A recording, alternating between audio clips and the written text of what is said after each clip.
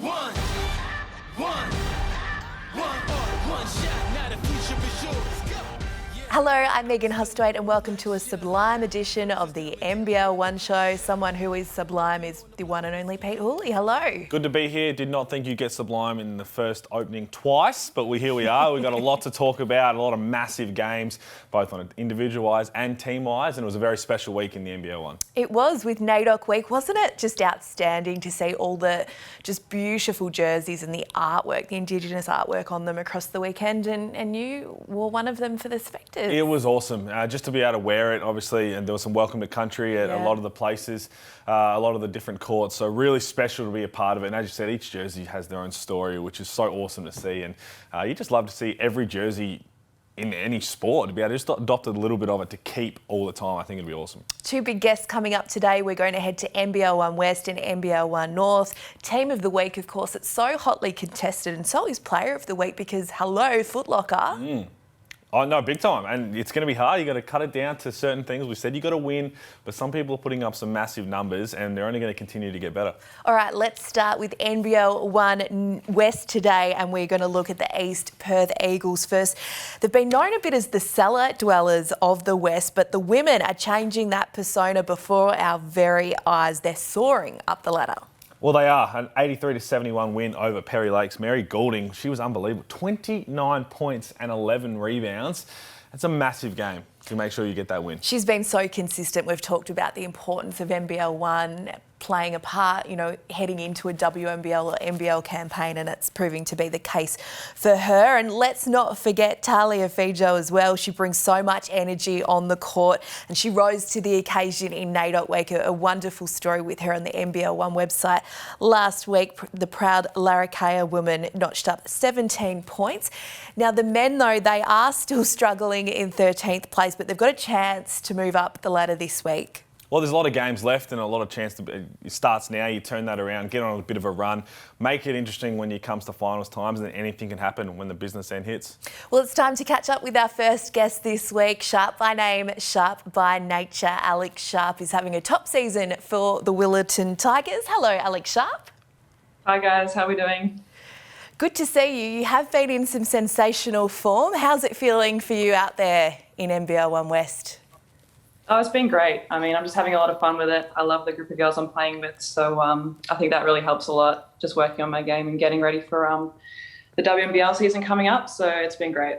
Well, Willetton, you're back on top of the table, so what's been the key to success throughout the start of this season? I think for us at Willetton, it's really using our defence to fuel our offence. So refocusing on things like that, working together, working for each other. I think those are the things that have really gotten us rolling and got us back to the top. So it's exciting to see what's to come. You found a partner in crime in Samantha Lubke. How is that on-court partnership going? Oh, it's great. I love Sam. We actually live together. She's probably hearing me in this interview right now. But yeah, she's a great player, and I've loved being able to get on court with her and work well and kind of start to, you know, build that relationship on court and get it rolling as we come into the pointy end of the season. And you spoke about how you're gearing up for a WNBL season. So what has your mindset been? What do you want to grow in the NBL1 West to be able to get ready to give yourself the best chance to have a massive WNBL season? Yeah, I mean, the feedback coming out of my rookie season was just, you know, working on my playmaking, being able to, you know, find the scoring options for myself and also my teammates. So I think that's been a big focus for me in this NBL1 West season, just being able to be a better scorer and facilitator, getting my teammates the shots that they want. So that's kind of been my focus coming into this pre-season. That's fastly approaching. Let's talk about that rookie season in the WNBL. It was in a hub, of course, in far north Queensland, a very unique way to debut in the WNBL. How did you find that season and your campaign with Perth Lynx? I mean, it just feels like a whirlwind, doesn't it? It went so quickly. I loved the season. I loved working with Ryan at Lynx. I think it was actually a really great way to come into the WNBL, just having all those games hit like up front, just one after the other, after the other. It was really learning on the go, but I think that worked well for me, and I'm excited to kind of bring what I learned from that season into this upcoming one. Well, we can already see what you're starting to really deliver. I mean, you're averaging nearly 21 points and 14 rebounds. And speaking of experience, what was your college experience like overall? And how do you think that helped you transition into a professional and now playing some really good basketball? I think college was it was huge for me, being able to play against just some pure athletes. I think for me, a big thing was just being able to improve my foot speed. And I mean, over here, I'm quite athletic. I can get rebounds, but over there, it's like you need to be able to do more than that just to, keep up and contribute. So it was being able to play against some of the best players in America week in, week out, which kind of built my game, pushed it and got it ready to come in against the, the professionals that we have over here at such a high standard. I think it prepared me well to come in and be able to, make a bit of an impact even in my first year. Another recent experience you've had is part of the 3-on-3 Australian squad. How has that been and how much do you love that style of the game? I love the 3-on-3 stuff. I mean, the group of girls is great. The culture in that 3-on-3 program, it's just so uplifting, empowering. We're all there. We want to make each other work hard and get better. And I think that's just so special to have in a program that's as competitive as it is. I'm really looking forward to seeing where it's going to go. I just think it's such a great way to be able to play the game, especially for myself, improving those areas I was talking about with playmaking. I mean, that's what 3-on-3 is. So it's kind of worked really well into my development plan, I guess. Well, you're going to have the chance at some point to really compete for getting to the Olympics. You've got the 3x3, you've got the Opal. So what has it been like to be able to play alongside and play against some of the girls we're about to see take on Tokyo and really give it a good shake for the Opals and go for a gold medal?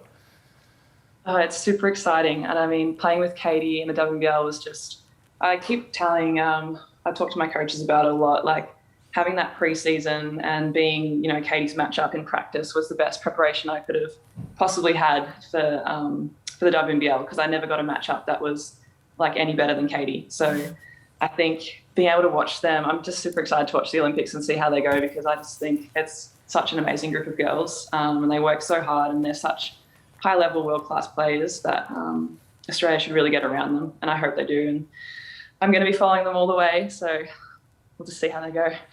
Now, Sharpie, it's been a long time coming, this interview. We've been trying to get you on the show for months, but like all athletes in this competition, you've got a day job. But I reckon you've got one of the most interesting day jobs in this league. What do you do for a crust? Yeah, so I work with a company that recruits for clinical trials. So I'm a clinical trial recruiter, recruiting patients. So that's what I do as my day job. We normally ask everybody what they do to try and stay refreshed when you're not on the basketball floor. You've got training. So if you're not working, you're not playing basketball, then what are you doing to just try and stay mentally refreshed and physically refreshed to be able to go out there and compete at the highest level? Oh, just hanging out with friends. I honestly don't have that much time between work and basketball. So sleeping or eating or, things like that. Trial recruiting and dominating the basketball court takes up a lot of time. Sounds like a pretty good gig. Well, Alex, we are loving your work in NBL1 West. Thanks for joining us today and good luck for the rest of your season. Thanks so much for having me, guys. It's been great. Let's take a look at NBL1 North now, and the Logan men have experienced their first loss of the season. They have. Always tough to go through a season undefeated. They won the first part of their doubleheader and then fell 74-67 to the 8th place Sunshine Coast Phoenix. Now, that's always the way it happens. When your team is rolling, looking like it could go undefeated, you lose to a team you're probably not supposed to lose to. But in the end, that was always going to happen. A good chance to be able to just turn around and say, hang on, we're going to get every team's best shot. We'll be better for this loss. Well, family ties is going to be a bit of a theme throughout the show today, and that was the case for the Phoenix. The Roberto brothers, they continue to work very well. Darryl had 17 and 10. They are a really exciting duo to watch when they go about it. And you're right. When it comes to family affairs, we've got a few of them. We've got the Frolings running around, and the ones we're about to speak to cannot wait for this conversation. Just a great family, great story, and just great people. Well, the Logan women continue their winning ways, and a big thanks to Michaela Roof. She continues to put up huge numbers in this competition, 13 points, 19 boards and 5 assists against USC, and then 25 points, 23 boards and 4 assists against Sunshine Coast. She is a big, and she's going big. She is, and got a feeling we might see her a bit later on in Team of the Week with some numbers like that. And, spoiler alert. maybe, and I've just got to make sure that she is in there. She is now. We'll get there later. Speaking of NBL1 North, let's head up north and speak to our next guest on the show this week. He's a star for the Raw. Welcome, Daryl McDowell-White. Hi guys, thank you guys for having me. Now, it was a very special round in NBL1 at the weekend off the back of NAIDOC week. How special occasion was it for you and the team? It was huge because on the team itself we have eight boys that identify as Indigenous, and then the head coach of the women's team. So for the entire club, it just meant that we could celebrate the heritage of our players and the culture that we've all come from. So it was huge not only for our team and the women's team, but the club in general. And you had a nice game yourself. 13, 6 and 6. So how do you think you found the start of this NBL1 North on a personal level? Personally, myself, I think it's been, pretty cruisy to a point because the coaches put a lot of the responsibilities on my shoulders, and having my younger brother start the season with me, Kobe, having us being on the same page, it was just a great start from there. And then adding Will on the weekend just made it all feel like home. So NBL1 North, the competition's great. Being able to play at this level with my brothers, it's just been a dream come true so far. Just on that, it is a family affair, as you just touched on. Have you guys played much together before, and what was it like growing up? I'm sure it was very competitive in the backyard. Yes. No, growing up together, we have our fifths and that in the backyard. But growing up, Will and I, we played a lot together. Played all through our junior career and early on in our senior career. But in terms of Kobe joining that and making it a trio, the only time it happened before this weekend that just passed was on Friday nights in club games when Kobe would have been maybe 8 or 9 years old and he'd shoot from his kneecaps. So besides all that, this was our first outing as a trio on a big stage, so first time ever. And I'm sure you would have been proud of each other and it would be fun, and we can't wait to see you guys continue to play together. But speak a little bit about, your brother came in for the Breakers last year, had a triple-double, and I think his second or third game. And what does it feel like to be sitting back watching him take on that journey, and now that he's come back to Australia? No, it's really exciting because, we're all a big basketball family, so we're always watching the games on TV and we're always in tune with it. And then seeing him come home and seeing him on the big screen, it's massive because all of us at home, that's what we aspire to do. That's what we dream to do. We want to make basketball our career. So to see him doing it and we can have that familiar face on the screen, it means more than just, him having a contract. It means almost hope for the rest of us as his siblings, and hopefully we can follow the same path. The Raw are currently 12th on the ladder. What's going to be the key to finding a bit more consistency in the last stretch of the season? I think just to find more consistency, it comes through being healthy. For the first time last night, actually, we had our full squad in practice. So I think it was no coincidence that we played where we did on the weekend, because it was the first game with our full squad together. So if we can all stay healthy and we can all spend more and more time together on and off the court, I think the result that just happened, you can expect some more of that. Well, we spoke a little bit about how special of a week it was, and we know it was the NAIDOC and what it meant for the community. But it doesn't just stop there on the basketball floor for you. Where are you at right now, and what are you doing right now? So right now, I'm actually at Marsden State High School, and I'm currently a teacher aide here. So obviously, my love for hoops goes deeper than just as a player. I'm coaching here and helping out with the excellence program. But then also, I'm actually a part-time employee with the Indigenous unit as well. So I help out with both basketball and the Indigenous unit here as well. What lucky kids to have someone like you involved. Just on NBL1 North and the introduction of the competition this season, what's the buzz been like up there around NBL1 coming to town? Oh, it's been huge, because I think there might have been just an equal amount of buzz last year, but because it got cancelled right before it, it was almost like, wow, we have to wait a whole another year for this level of competition to happen. So the fact that it actually did come to fruition this season, a bunch of fans, a bunch of clubs, a bunch of companies, they're all just loving it. So to have this level of basketball every weekend, the state is of Queensland and North and South are all loving it. So and you spoke a little bit about how important your role is in your team. What are your aspirations to get out of this personally? And you mentioned obviously the NBL career path. What do you want to get out of this season leading into your future? Oh, definitely. I think this NBL1, has created a pathway and stepping stone towards the NBL. So for myself, that's definitely the next step I would love to take. Just improving my game as I get to there is the main thing I want to get out of this season during the NBL1.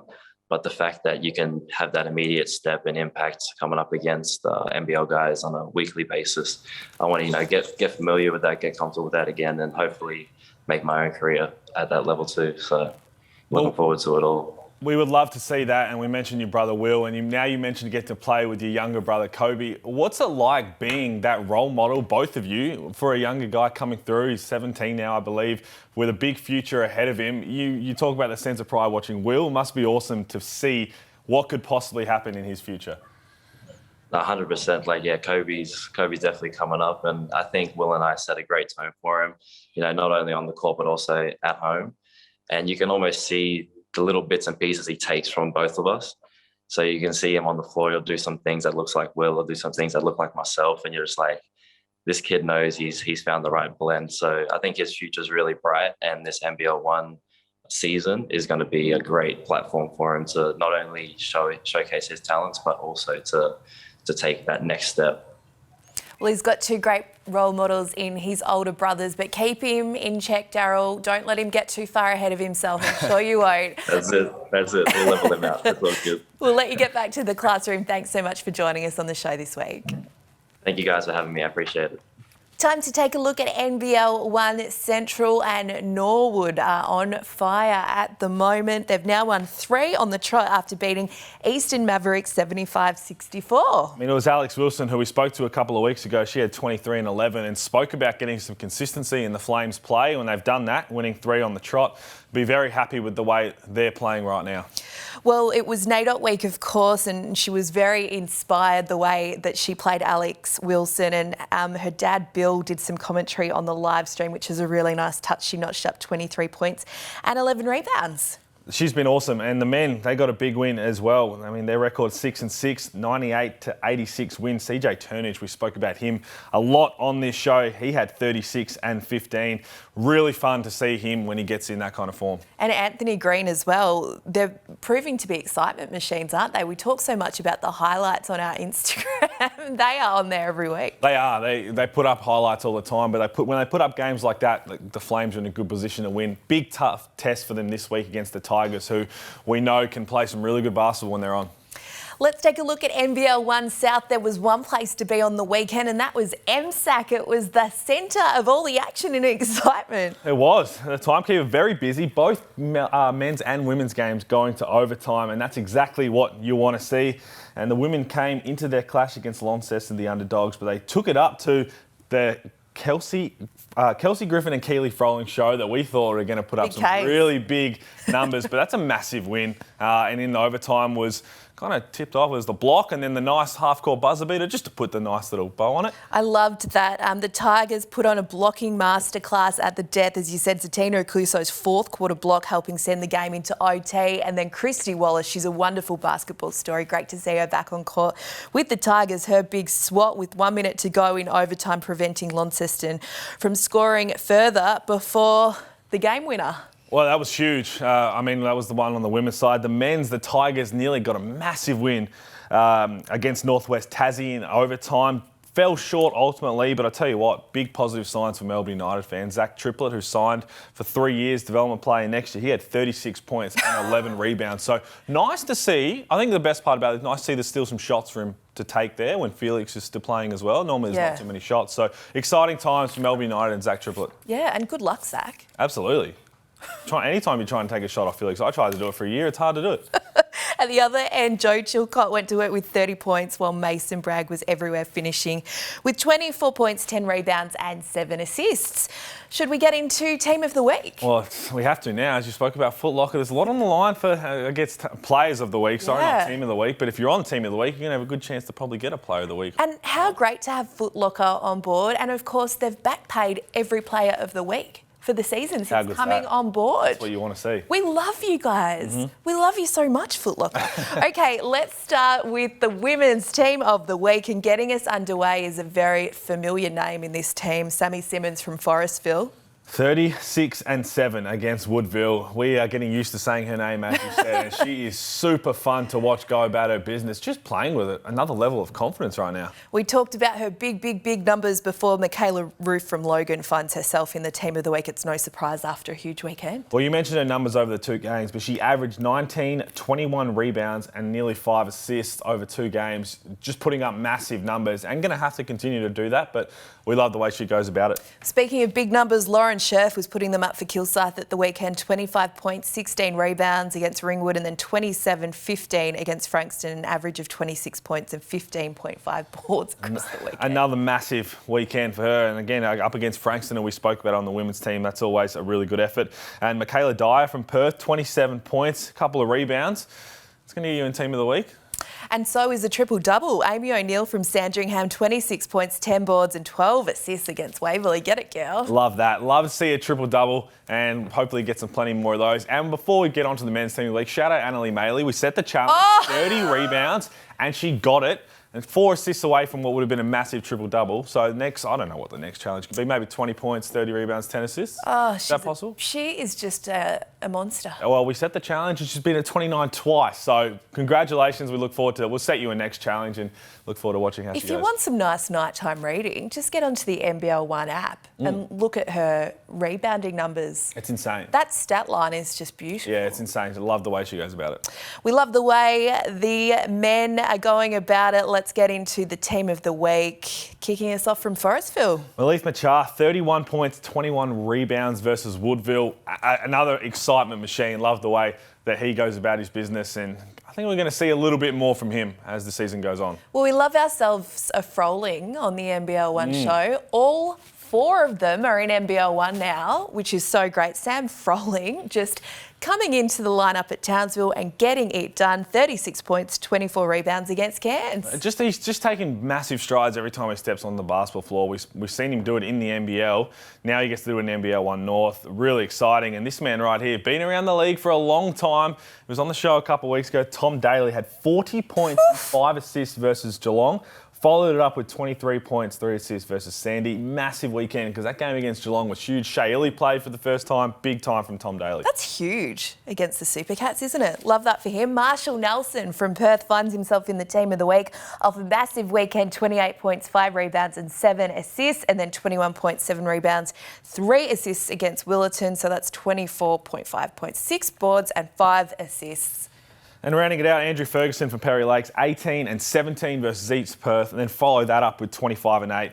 That's a really nice weekend. So, team of the week, it's always tough to get in, but some big performances right there. We love to see it. We also love our social media channels and getting in and around all the action all weekend. Where can you find us, Pete? At NBL1, that's where you're going to see the highlights we spoke about. You're going to see those stats on the app, so jump on board. Exciting times ahead. Also, if you want a weekly dose of NBL1 aside from this wonderful award-winning show, get it in your inbox and subscribe to our weekly newsletter, which you can do in the form at the bottom of our website. The easiest way to do it, there's so much going on. There's games over the entire country, so don't go searching for it if we're going to give it to you. Just subscribe. Yeah, we're delivering it to you on a silver platter. Enjoy the big weekend of basketball coming up. We'll see you next Tuesday. Yeah, I was building on a lecture. Verses coming daily under pressure.